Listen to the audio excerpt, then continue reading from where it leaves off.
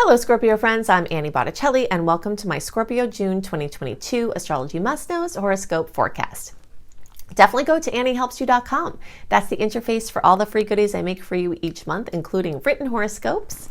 And if you forget that website by the time we're done here, because I'm going to give you lots of information, then if you're watching through YouTube, then click on the little more button with the arrow to the bottom right, and it will reveal the notes that has that and other links. And if you're listening on podcast, just look at the notes underneath the podcast, and that will show the link. You don't want to miss anything I work hard to make for you. Okay, now this is for you if Scorpio is your sun sign, your moon sign, your rising sign, or anything else you watch Scorpio for. And if you're a very late degree Scorpio, so we'll say around November 15th through the rest of the sign, or 23 to 25 degrees through the rest of the sign, I also suggest you listen to or watch my Sagittarius report. You very late degree friends are going to benefit from both the Scorpio report and the Sagittarius report.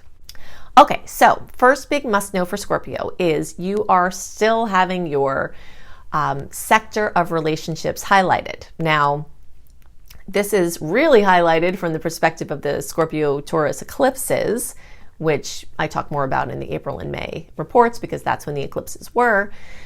But we still have a strong gathering of planets there. Mercury is still, moving there. Venus is going to do its pretty much full circuit through Taurus. You've got some long-term energies there. So relationships are on your mind, as they usually tend to be for Scorpio anyway, and keeping balance within your relationships is going to continue to be tough. Trying to find that beautiful balance of interdependence rather than codependence or too much independence is going to be what you are working on at this time, and you will have lots of opportunities to do that. You need some help, okay? That's what your chart is telling me, that there is a very good chance that there's something that you need some help with, and you have been very internal about it and not going external to get the help. Now, it could be that somebody close to you could be saying, hey, buddy, you need some help, and they're activating that for you and doing it to help you, and that could happen. But just let those words ring in your ears if if someone is like, hey, can I help you with that? Or here, let me do this for you. Instead of saying, no, I'm fine, just maybe accept it, okay? That's one of the big must-knows for Scorpio at this time, is that you do actually need help with some things. It could be more serious or more important than you're giving it credit for, and help is there. So just say yes. Okay, that's the big must know. The next thing is that you are in a position to benefit tremendously from work that someone else has done or support that someone else wants to give you, not from a personal perspective, but like the government or like a loan or, consolidating debt or getting help with paying off taxes or something like that. Those, Scorpio energies are starting to get lit up at this time from the movements into Gemini of the sun. And then Mercury is going to get there as well. So all of these things that you know the best, Scorpio things like deep metaphysical questions and deep psychological studies and mysteries and the unknown, that is all getting highlighted at this time, and there's a bright light there. The sun is there. The sun acts like a spotlight, for better and worse. So if you bring a sun into it, or a light in this case, right, into a dark room, you can see. So it's like, yay, you're going to have light shed on intimacy issues or topics, light shed on the topics of power, powerlessness, victimhood, tyrant, victim versus tyrant. All of these storylines are having a spotlight, and you're going to see beautiful things that you're like, yes, let's keep those, let's manifest more. And you're going to see some things where you're like, ooh, that's yucky, let's deal with that, either from you or from someone else. But if someone else is doing it and you're experiencing it from the perspective of the holographic reality, it's still within you to be attracting it in. So you've got definitely some opportunities here to look at your close personal connections and to benefit tremendously from work other people have done, or to be a support to someone else. Okay, this isn't just about, hey, Scorpio, you need help. It's about, hey, Scorpio, maybe you're in a position to help somebody. And it might be the perfect time to do that. And that can be very enriching and fulfilling for you. Okay, so next big must know is that we do have Mars barreling through your house of health. And we are going to have a clash with that planet as well. So the transit's there, Chiron is there long term, Jupiter is now there. And so let's really, really break this down. You've got a short-term intense focus and an extended long-term focus on your health. And it doesn't just have to be like, hey, there's something wrong. It could be, how can you make it even better? You know, maybe you're doing well and you're healthy and things that you're doing are working. Maybe now you're seeing the fruits of labors that you put in. Maybe that's what it's about. But you definitely will have a lot of motivation and impetus to further improve your health. And, you know, from the perspective of Scorpio, this is really getting that tendency to go inward and downward. There are energetic signatures of each of the signs that, you know, are what our understandings of those signs come from. And you have like an inward and downward spiral. And so when you go in, spiral in and down, that means you can repress a lot of feelings or pain. You may have a super high pain tolerance. And this is a time where you're just sort of elucidating something that might really need some attention, including stress management. If I could pick you to do something and you would listen to me, if I could wish that into reality, one of the most important things I wish you must know and do something about this month is to just make one choice that will reduce your stress levels. So if you would take my little challenge there to just see one thing, and that could be any number of things. That could be meditating, that could be breathing, that could be exercising, that could be writing a letter and then, you know, tearing it up of something that's bothering you. That could be setting a boundary. That could be taking on a little less work. That could be delegating. You know, it can come any way. But hopefully you'll accept my challenge that you'll just look at the one thing. Hopefully it'll be the one thing that you most need to do. But, you know, we can work baby steps if not. If you really, really, really want to make the most of this energy, really get real with yourself about the one thing you can do that will most positively transform your health and your experience and your wellness, and take action on that, especially in the second half of the month. You can kind of evaluate it in the first half and then take action in the second half. Okay, so more must know. Let's see what we got going on here. Okay, there's an amazing aspect on June 21st, which you can feel in the days before and after. This is an Earth aspect, which means it makes a wonderful, favorable aspect for you particularly. So not only do you have the goodies of that we all have of the potential of having that, you have the goodies that get drilled down, you know, because it's an Earth sign that's in sync with your water sign. So this is Venus making a trine to Pluto, and this is at 28 degrees. Okay, so when we are talking about Venus, we're looking at love and relationships and beauty and self-esteem and money and finances and fulfillment and just all of those goodies that Venus, my grandma Marge, aka my grandma Marge, rules. And then Pluto, you know Pluto's your ruler. Transformation, rising from the phoenix rising from the ashes, you know, combustion used in a positive, hopefully, way, birth, death, transformation, rebirth, regeneration. Those energies combining in wonderful ways. So you might see positive news from your money or your love or your confidence in yourself. And that is part of a longer term theme where, and this is from the perspective of the South Node transiting, which is karmic stories, that the South Node is trying to whittle away any of the foundational self-esteem issues that have been stopping you from experiencing more joy. And so there are multiple ways that this could come up for you to have a boost, to have a breakthrough, to heal something foundational, to help you experience more joy. Okay, so that's very exciting. And this is true for all Scorpio placements. There's a chance you can get an extra kiss if you're in the very late degree. So basically those same people who I said to watch the Sag reports, like 23 degrees to the rest of the sign. And the closer you are to 28 degrees, and so that's like November 15th through the rest of the sign. And then the closer to like November 20th or so, the more of a direct kiss that you get from this aspect. Okay, just want to jump ahead here to, just going to talk about this very briefly.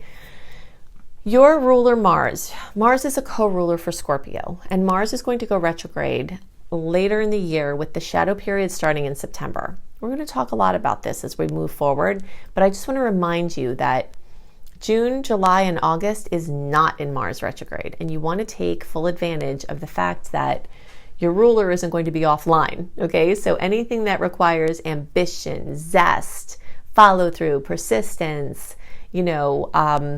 motivation, really look to this June, July, August timeframe, because once Mars goes retrograde, although some people, especially those of you who have Mars retrograde in your natal chart, might experience like robust ambition, for the most part, people ruled by Mars, and I am also, because I have Aries rising and Mars is my only ruler, I get really lazy when Mars is in retrograde. And if you know me at all, you know I am not a lazy person at all. But I get like, oh gosh, wow, I just want to like chill out. So if you have to do something that requires you not being in that mode, you want to take advantage of this time now. Okay. All right. So on that topic, let's go into the 4 big must-knows for the general transits and a little sneak peek into July and August, and understanding how you can best use the cycle that is manifesting in June. Okay, so we've got 4 big must-knows from the general transit must-know perspective, which is true for all signs, but very critical to know to understand the energies of this month.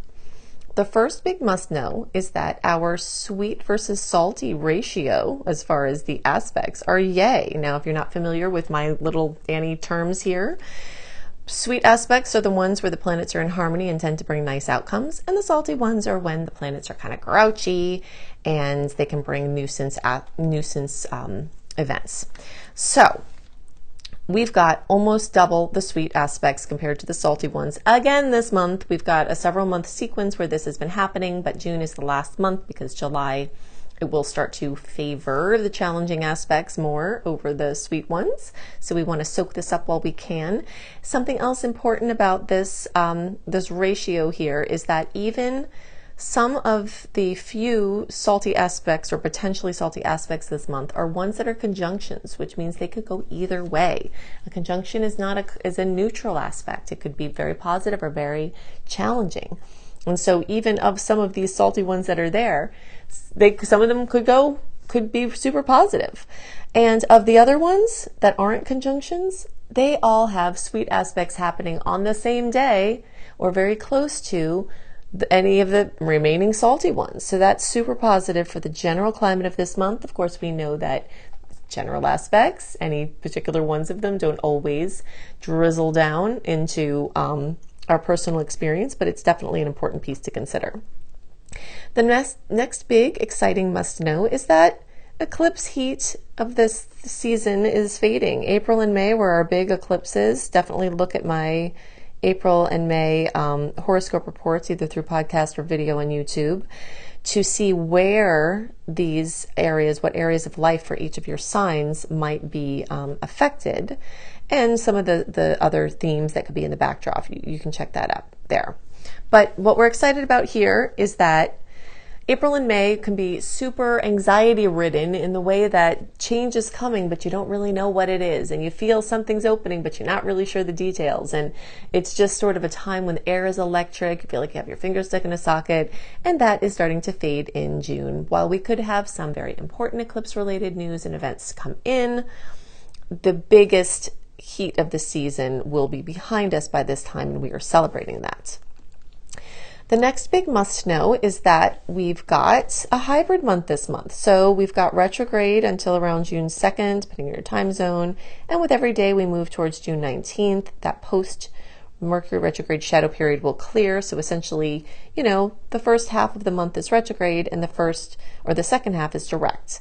So let's just look at my handy chart to remind you of what that means. So for the first half of June, you want to deal with what comes up.